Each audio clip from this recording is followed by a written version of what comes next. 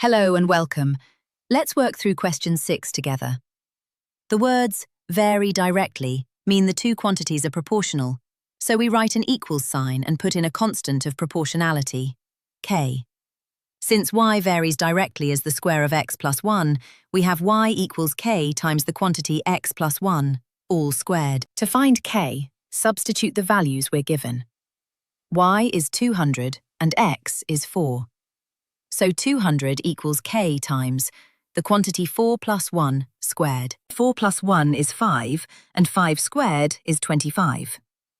So 200 equals 25k. Divide both sides by 25. 200 divided by 25 is 8. So k equals 8. Now put k equals 8 back into our relationship. The equation connecting the two quantities is y equals 8 times the quantity x plus 1, all squared. And there it is. Y equals 8 times x plus 1 squared.